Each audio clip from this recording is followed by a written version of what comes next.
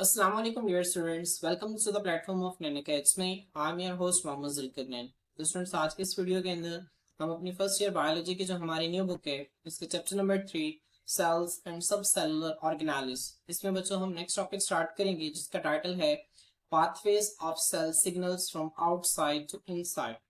अब बच्चों ये जो हमारा टॉपिक है आज का जो लेक्चर है ये टोटली बेस करता है पिछले लेक्चर के ऊपर जिसका टाइटल था सेल सिग्नलिंग और जिसको हमने तफसील से स्टडी किया। बच्चों अगर आपने वो लेक्चर नहीं लिया तो मैं आप लोगों को पहले रिकमेंड करूंगा कि आप वो लेक्चर ले लें और उसको अच्छी तरह से समझ लें। जब आपको इस लेक्चर के कॉन्सेप्ट्स क्लियर हो जाएंगे तो फिर आप जब इस लेक्चर को सुनेंगे ना तो आपको ऐसा लगेगा जैसे आपका पिछला लेक्चर रिवाइज हो गया और वो मजीद निखर के उसके कॉन्सेप्ट मजीद निखर आएंगे जब आप इस लेक्चर को सुनेंगे। बशर्ते ये कि आपको पिछला लेक्चर जो है वो आता हो। अगर आपको पिछला लेक्चर नहीं आता तो बच्चों इसके कॉन्सेप्ट सुने, आज का लेक्चर आपको बिल्कुल भी समझ नहीं आएगा, तो आप लोगों ने इससे पिछला लेक्चर लाजमी सुन लेना है। अब बच्चों इसका देखिए मतलब क्या, पाथवे कहते हैं रास्तों को। अब सेल सिग्नल्स अब जाहिर सी बात है सेल तक सिग्नल कैसे आता है, एक लिगेंड का मॉलिक्यूल लेके आता है जो कि रिसेप्टर के साथ आके अटैच होता है। तो बच्चों जो सेल सिग्नल्स के जो पाथवेज हैं ये बाहर से अंदर बच्चों ये किस तरह से मुंतकिल होते हैं, ठीक है, इनके कौन कौन से तरीकाकार हैं इसको हमने स्टडी करना है। अब बच्चों सबसे पहले सेल सिग्नलिंग को देख लेते हैं। सेल सिग्नलिंग है क्या?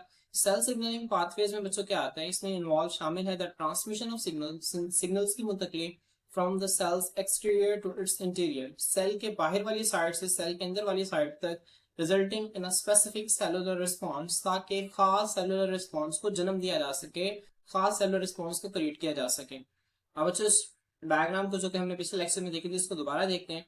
और बच्चों आपको पता है कि सेल से बाहर से सेल के अंदर सिग्नल किस तरह से मुंतकिल होता है। ये सिग्नल रिसेप्शन है, यहाँ पे सबसे पहले सिग्नल को रिसीव किया जाता है, रिसीव करने के लिए रिसेप्टर्स हैं और जो सिग्नल है वो लिगेंड की शक्ल में है। बच्चों जब आएगा इसके साथ अटैच होगा तो बच्चों आपको पता है कि इसके अंदर जो है कन्फॉर्मेशनल चेंज आएगा रिसेप्टर के अंदर, और वो जो कन्फॉर्मेशनल चेंज है ना उसके नतीजे में क्या होती है, series of interaction and modifications होंगी।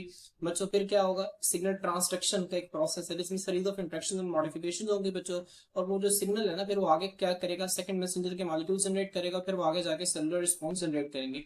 तो बच्चों इसमें ओवरऑल हो क्या रहा है, सिग्नल बाहर से सेल के अंदर जो है वो मूव कर रहा है, समझ आ रही है। तो बच्चों ये जो पाथवे है ना, अब ये देखें सिग्नल का जो है सेल के बाहर से सेल के अंदर मूव करना। अब इसके कौन कौन से तरीके कार हैं बच्चों, इसके दो तरीके कार हैं। एक ये है कि सिग्नल जो है बाहर सेल मेम्ब्रेन के अंदर जो प्रोटीन्स मौजूद हैं इसके ऊपर आके अटैच कर जाएगा और फिर अंदर एक जो है इसके अंदर कन्फर्मेशनल चेंज आके सीरीज ऑफ इंट्रैक्शन और मॉडिफिकेशन होके सेकंड मैसेंजर मॉलिक्यूल्स बनना शुरू हो जाएंगे, एक तरीका। दूसरा तरीका बच्चों मैंने आपको कल भी बताया था वो ये है कि एक जो लिगेंड का मॉलिक्यूल है वो बच्चों को लिपिड सोल्यूबल है, वो लिपिड के अंदर हल हो जाएगा। तो बच्चों को क्या करेगा, वो इस सेल मेम्ब्रेन को क्रॉस करेगा और साइटोप्लाज्म या न्यूक्लियस में मौजूद जो रिसेप्टर्स हैं उसके साथ डायरेक्टली जाके बाइंड कर जाएगा। अब बच्चों ये सिग्नल का बाहर से अंदर की तरफ मूव करने का दूसरा तरीका है, दूसरा रास्ता है। तो हम इन दोनों रास्तों को आज के लेक्चर में तफसील से स्टडी करेंगे।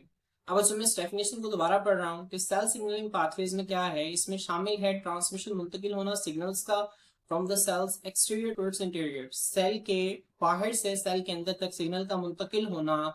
ठीक है, अब स्टूडेंट्स किस तरह से मुंतकिल होना कि स्टूडेंट्स उसके नतीजा में जो है एक स्पेसिफिक सेलुलर रिस्पॉन्स क्या हो, जनरेट हो। तो स्टूडेंट्स इसे हम सेल सिग्नलिंग कहते हैं बच्चों, इसके दो पाथवेज हैं। ठीक है, there are two main types of signalling pathways. अब स्टूडेंट्स ये किस पे बेस करते हैं बच्चों, ये बेस करते हैं नेचर ऑफ लिगेंड पर। किस पे बेस करते हैं बच्चों, नेचर ऑफ लिगेंड। लिगेंड मतलब वो चीज जो कि पैगाम को लेके आ रही है, सिग्नल को लेके आ रही है। अगर हमारे पास जो लिगेंड है वो प्रोटीन है, क्या है बच्चों, प्रोटीन है, तो वो फर्स्ट पाथवे को फॉलो करेगी जिसे हम कहते हैं प्रोटीन या पेप्टाइड सिग्नलिंग।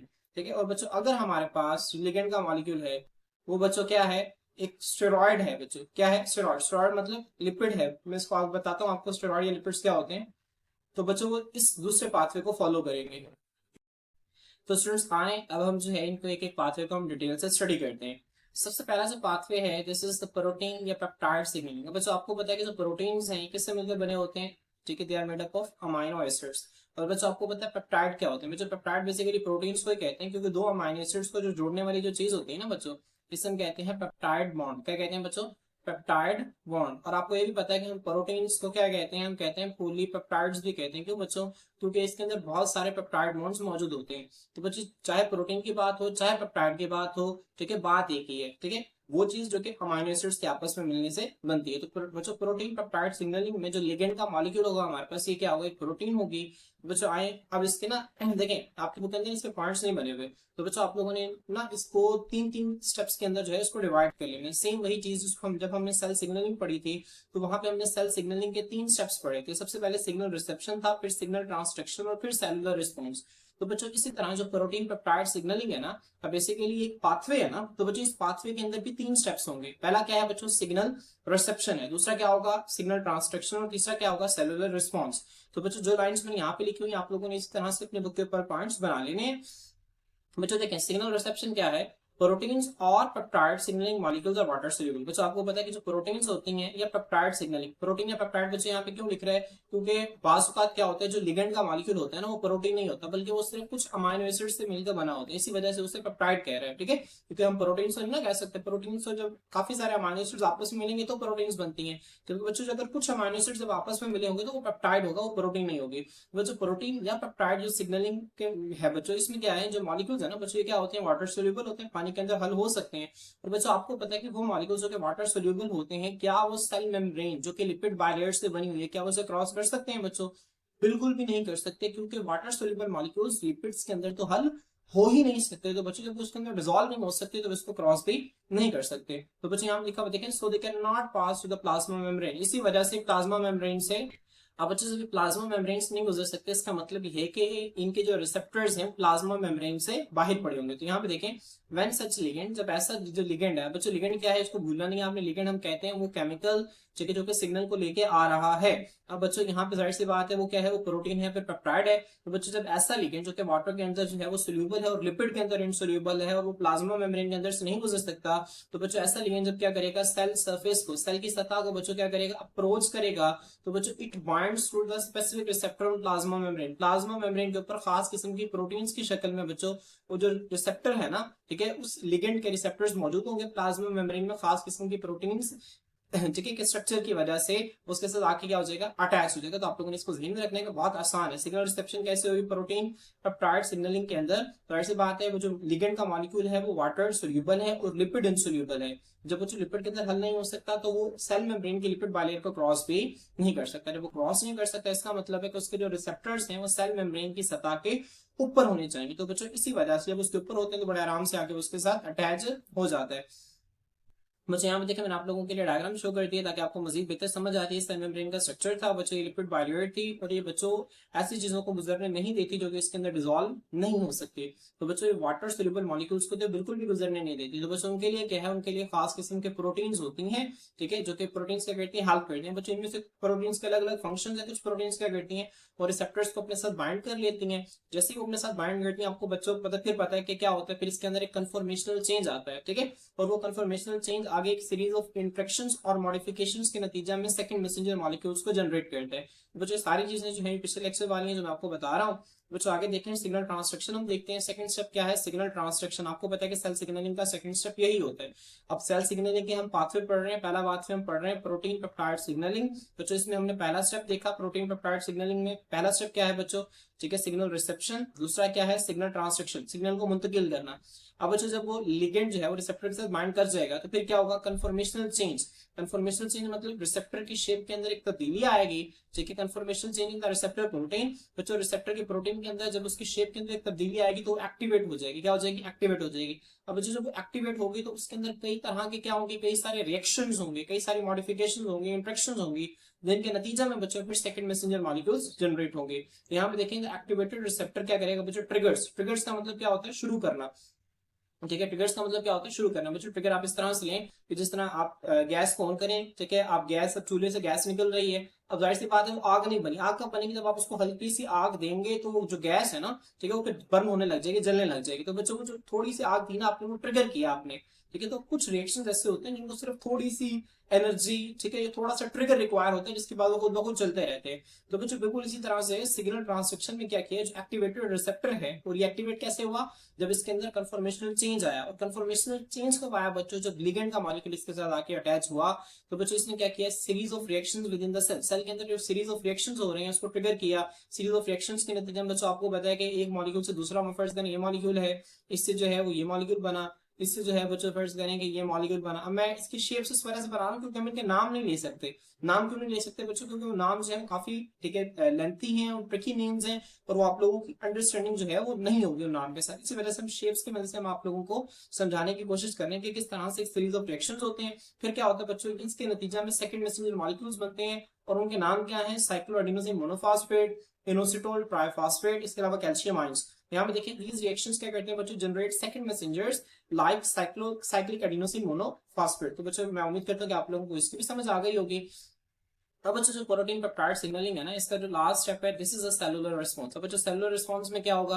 अब देखिए वही चीजें, पुरानी चीजें जो आपको पता है पिछले लेक्चर वाली चीजें, जो सेकंड मैसेंजर्स हैं बच्चों क्या करेंगे? स्टार्ट चेंजेस की तब्दीलियां लाना शुरू करेंगे। कहाँ पे तब्दीलियां लाएंगे? न्यूक्लियस के अंदर जाके बच्चों चेंज इन जीन एक्सप्रेशन, ये जीन एक्सप्रेशन को तब्दील कर देंगे। कैसे तब्दील करेंगे बच्चों? कुछ जीन्स को ये ऑन कर देंगे बच्चों, कुछ जीन्स को ये क्या कर देंगे? ऑफ कर देंगे। तब देखें अब ये जो प्रोटीन पेप्टाइड जो है ये पाथवे है, this pathway can lead to changes in metabolism. अब बच्चों हमने पिछले लेक्चर के अंदर भी पढ़ा था कि सेल सिग्नलिंग के नतीजे में क्या होता है? सेल मेटाबॉलिज्म के अंदर चेंज आ सकता है। तो बच्चों पाथवे सेल के अंदर जो केमिकल रिएक्शंस हो रहे हैं इसके अंदर तब्दीलियां ला सकता है। अब इस सेलुलर रिस्पॉन्स से सेल की ग्रोथ करवा सकता है, डिवीजन करवा सकता है, तकसीम करवा सकता है, या प्रोसेस करवा सकता है। तो बच्चों आप लोगों ने ध्यान में रखना है कि कौन सा पाथवे सेल की मेटाबॉलिज्म को, सेल ग्रोथ को, डिवीजन को या प्रोसेस के लिए रिस्पॉन्सिबल है। तो बच्चों this is the protein peptide signalling. अब बच्चों सेल के जब मेटाबॉलिज्म के अंदर चेंज लाना हो, सेल के अंदर केमिकल रिएक्शंस के अंदर तब्दीलियां लानी हो, सेल की ग्रोथ करवानी हो, सेल की तकसीम करवानी हो, या बच्चों सेल की प्रोग्राम सेल डेथ करवानी हो, तो उस केस में एक सेल को जो पैगाम भेजा जाएगा वो बच्चों प्रोटीन्स या पेप्टाइड की शक्ल में होगा, और उसका पाथवे क्या होगा? उसका पाथवे होगा प्रोटीन पेप्टाइड सिग्नलिंग। और उसमें होगा क्या कि जो लिगेंड है, ठीक है, जो लिगेंड का मॉलिक्यूल है वो उस रिसेप्टर पे जाके अटैच होगा जो कि सेल मेम्ब्रेन के बाहर है। जब उसके साथ जाके अटैच होगा, रिसेप्टर के अंदर एक कन्फर्मेशनल चेंज आएगा। उस कन्फर्मेशनल चेंज के नतीजा में सेल के अंदर सीरीज ऑफ इंटरेक्शंस और मॉडिफिकेशंस होंगी, जिसके नतीजे में बच्चों क्या बनेंगे? हमारे पास सेकंड मैसेंजर मॉलिक्यूल्स बनेंगे। फिर वो जो सेकंड मैसेंजर मॉलिक्यूल्स हैं बच्चों, जिनमें साइक्लिक एडिनोसिन मोनोफॉस्फेट आ जाएगा, ठीक है, इसके अलावा IP3 इनोसिटोल ट्राइफॉस्फेट आ जाएगा, इसके अलावा बच्चों कैल्शियम आयंस आ जाएंगे। फिर ये साइटोप्लाज्म से न्यूक्लियस के अंदर मूव करेंगे, वहां पे जाके वो डीएनए के साथ इंटरेक्ट करेंगे, और डीएनए के बच्चे क्या करेंगे? जीन एक्सप्रेशन जो है इसको चेंज करेंगे, कुछ जीन्स को ऑन कर देंगे, कुछ जीन्स को ऑफ कर देंगे, और डीएनए से बच्चों वो प्रोडक्ट्स बनाएंगे जो कि सेल के लिए जरूरी है। बिल्ड फर्स्ट कि अगर सेल की ग्रोथ करवानी है तो सेल की ग्रोथ के लिए जो इंजाइम्स चाहिए, जो प्रोटीन चाहिए, उनको बनाना स्टार्ट कर देंगे। अगर सेल की डिवीजन करवानी है तो सेल की डिवीजन के लिए जो चीजें चाहिए उनको बनाना स्टार्ट कर देंगे। अगर सेल की डेथ करवानी है तो बच्चों क्या करेंगे? वो डाइजेस्टिव एंजाइम्स को बनाना स्टार्ट कर देंगे। जाहिर सी बात है जिन्होंने सेल को क्या करना है? ब्रेक डाउन करना है, तोड़ना है। तो बच्चों मैं उम्मीद करता हूँ कि आप लोगों को इस पाथवे की अच्छी तरह से समझ आती होगी। बच्चों नेक्स्ट हमारे पास जो पाथवे है, दूसरा पाथवे जो कि सिग्नल जो है, जिस पाथवे के जरिए सेल के बाहर से सेल के अंदर मूव करता है बच्चों, इसको हम कहते हैं स्टेरॉयड सिग्नलिंग। अब बच्चों यहाँ पे हम देखें स्टेरॉयड क्या होते हैं। बच्चों स्टेरॉयड है ना जो, ये खास किस्म के ना लिपिड्स होते हैं। क्या होते हैं बच्चों? लिपिड्स। आपको पता है ना लिपिड्स क्या होते हैं? आमतौर पर हमारे फूड है ना जो, उसके दो तीन कंपोनेंट्स है, कार्बोहाइड्रेट्स, प्रोटीन्स या लिपिड्स। अब बच्चों जो लिपिड्स हैं, ये आप लोगों ने मैट्रिक के अंदर इनका कॉन्सेप्ट पढ़ा हुआ है, ठीक है, जो कि आमतौर पे आपको पता है कि फैटी एसिड्स और ग्लाइसरॉल से बनते हैं, ठीक है। बच्चों इसके अलावा कुछ लिपिड्स ऐसे हैं, स्टेरॉइड्स ऐसे लिपिड्स हैं जो कि खास चीज से बनते हैं जिसका नाम है कोलेस्ट्रॉल। क्या नाम है बच्चों? कोलेस्ट्रॉल। तो आपने इसको ध्यान में रखना है। कोलेस्ट्रॉल क्या है बच्चों? ये कोलेस्ट्रॉल जो है अब ये भी एक किस्म का ना फैट है, ठीक है, जो कि हमारे सेल्स के इर्द गिर्द, हमारे सेल मेम्ब्रेन के अंदर पाया जाता है। अब बच्चों जो कोलेस्ट्रॉल है ना, ये कि हमारी बॉडी के अंदर क्या बनाता है? स्टेरॉइड्स बनाता है। अब जो स्टेरॉइड्स क्या करते हैं? स्टेरॉइड्स आगे से हमारे बॉडी के अंदर बहुत सारे आम फंक्शंस करते हैं, बहुत सारे हार्मोन्स बनाते हैं। बच्चों मैं कुछ एक के नाम लूंगा जो कि आप लोगों ने अपने मैट्रिक के अंदर पढ़े हुए हैं। मिसाल के तौर पर बच्चों मैं आप लोगों के लिए एक मेल सेक्स हार्मोन का नाम लेता हूँ जिसका नाम है टेस्टोस्टेरोन। क्या नाम है बच्चों?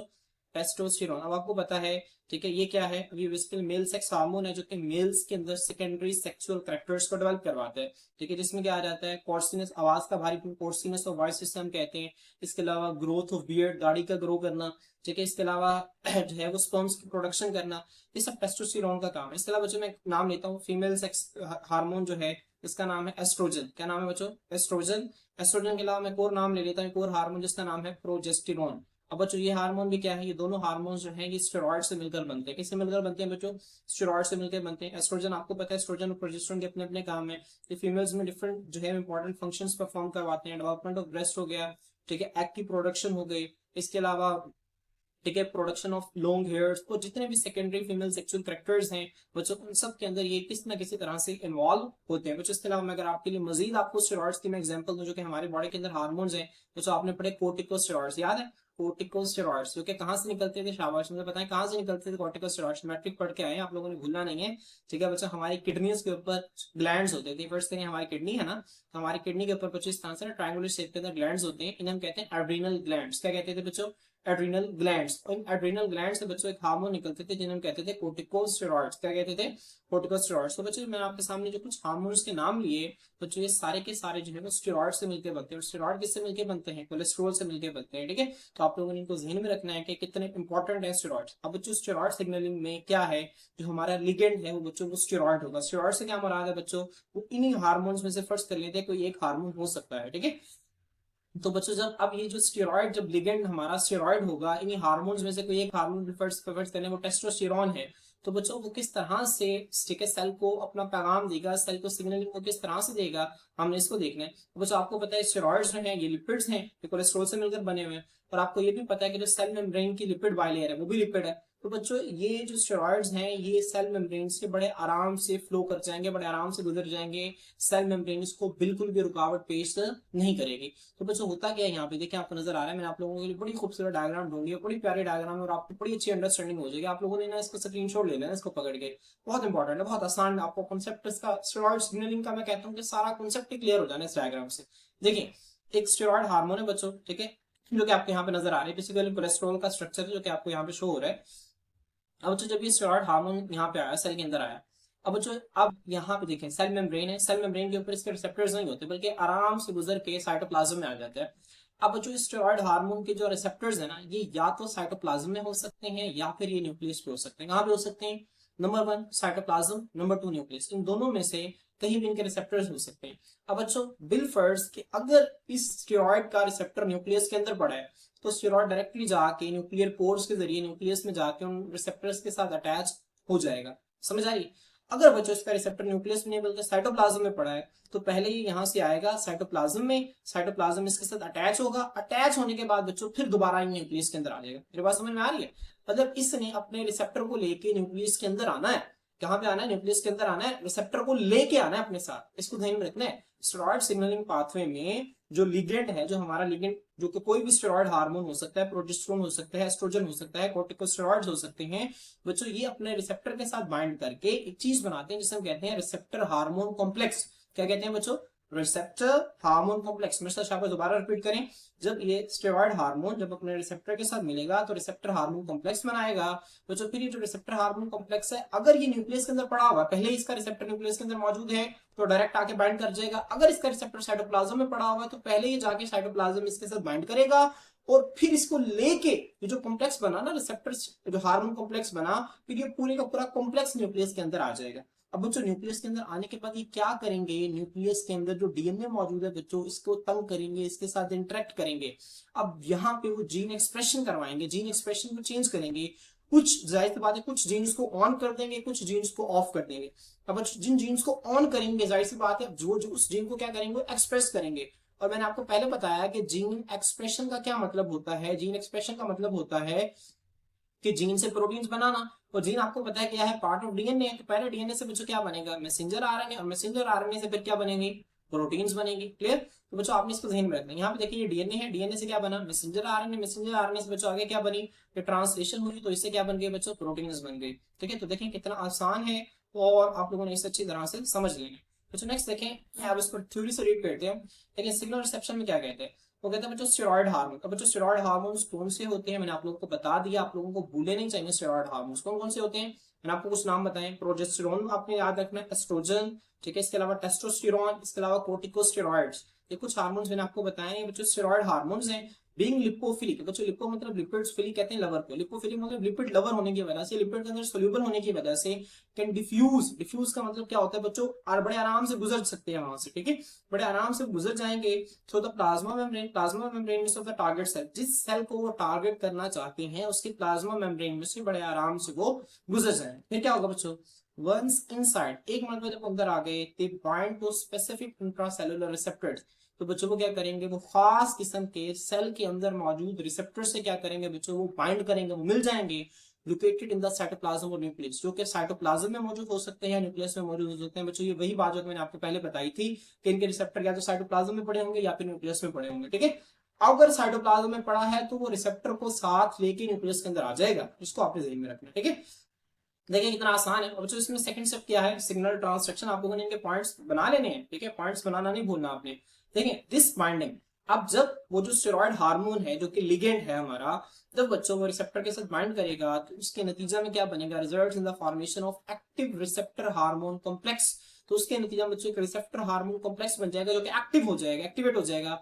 फिर क्या करेगा बच्चों, which moves into the nucleus, जो कि न्यूक्लियस के अंदर मूव कर जाएगा if it was not already there, अगर वो वहां पे पहले से मौजूद नहीं। मेरी बात की समझ आई, अगर उसका रिसेप्टर पहले से न्यूक्लियस के अंदर पड़ा है, वो डायरेक्ट जहाँ पे वो जो स्टेरॉइड हार्मोन है ना हमारा, जो लिगेंड है जो कि स्टेरॉइड हार्मोन की शक्ल में है, वो जाके न्यूक्लियस के अंदर जाकर इसके साथ बाइंड करके एक्टिव रिसेप्टर हार्मोन कॉम्प्लेक्स बना देगा। लेकिन अगर वो बच्चों साइटोप्लाज्म में पड़ा हुआ है तो पहले वो जो हमारा स्टेरॉइड हार्मोन है वो साइटोप्लाज्म में मौजूद रिसेप्टर के साथ बाइंड करेगा। बाइंड करने के बाद बच्चों वो रिसेप्टर हार्मोन कॉम्प्लेक्स बनाएगा और फिर वो न्यूक्लियस के अंदर जाएगा। क्लियर? अब बच्चों देखिए इनसाइड द न्यूक्लियस, न्यूक्लियस के अंदर जाके वो क्या करेगा, the receptor hormone complex binds to the specific DNA sequences in target jeans.